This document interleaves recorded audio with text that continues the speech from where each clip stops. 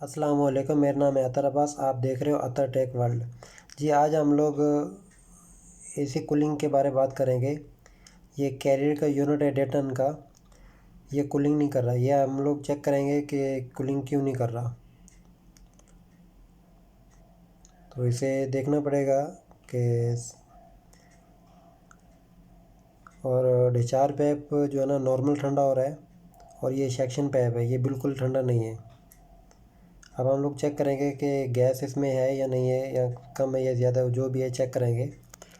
Gas length जब तक हम लोग नहीं लगाएंगे हमें नहीं पता चलेगा कि इसमें क्या प्रॉब्लम है।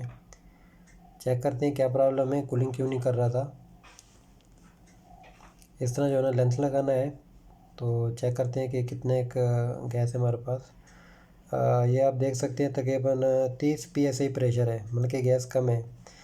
तो अब हम क्या करेंगे, इसमें गैस चार्ज करेंगे। अब हम लोग गैस चार्ज करेंगे तो लीक ढूंढने की कोशिश की लेकिन लीक नहीं मिली। अब हम लोग क्या करेंगे कि कूलिंग लाने के लिए गैस चार्ज करेंगे। लेंथ मैंने टाइट कर दी। अब मैं सिलेंडर इधर से ओपन कर देता हूँ।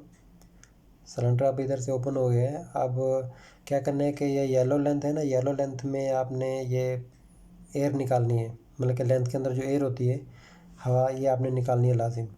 क्योंकि अगर एयर अंदर चली जाएगी तो फिर सिस्टम जो है ना चौक हो जाता है, कूलिंग नहीं करता। तो अब हम लोग जो है ना आराम आराम से गैस चार्ज करेंगे।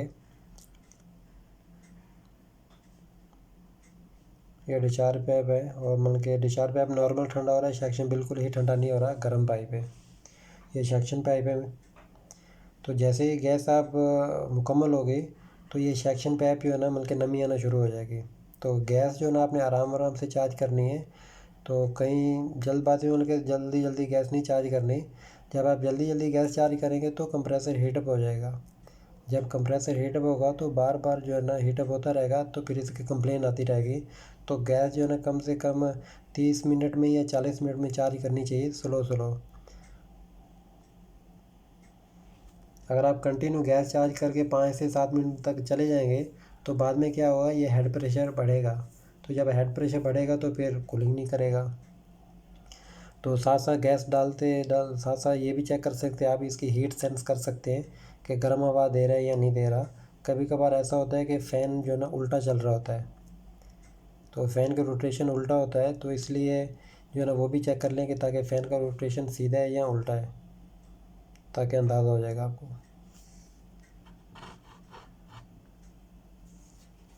अब हमने गैस जो है ना 40 PSI प्रेशर डाल दिया है। मतलब कि अभी नॉर्मल ठंडा हो रहा है, फुल ठंडा नहीं हो रहा सेक्शन पे, मतलब कि नॉर्मल ठंडा हो रहा है।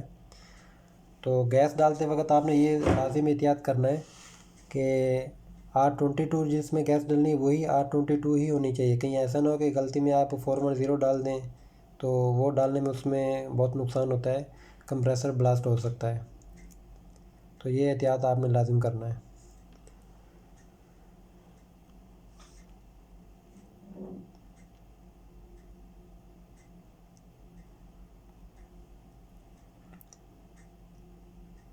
अब जो है ना नॉर्मल ठंडा हो रहा है, हल्की हल्की नमी आना शुरू हो गई है सेक्शन पैप के ऊपर। अब जो सेक्शन पैप जो है ना नॉर्मल ठंडा हो रहा है।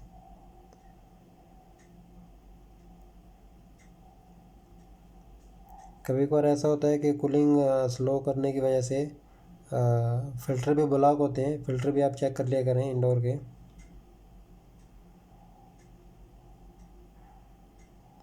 और कंप्रेसर का पंप भी डाउन हो सकता है, क्योंकि इसका कंप्रेसर बिल्कुल ओके है, गैस मिल के हाफ लीक है। तो अभी हम लोग कूलिंग लाने के लिए गैस चार्ज कर देते हैं, बाद में फिर देखेंगे। तो इसमें गैस जो है ना आप लोगों ने 60 से 65 रखनी है। अगर आप गैस इससे ओवर चार्ज कर देंगे तो फिर भी कूलिंग नहीं करेगा। अगर आप गैस कम चार्ज करेंगे तो फिर भी कूलिंग का रिज़ल्ट जो है ना फुल नहीं देगा।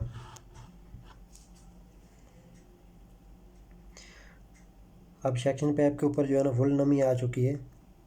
अब हम लोग जो है ना नीचे इंडोर जाकर चेक करेंगे कि कूलिंग का क्या रिज़ल्ट है, कूलिंग कैसी आ रही है।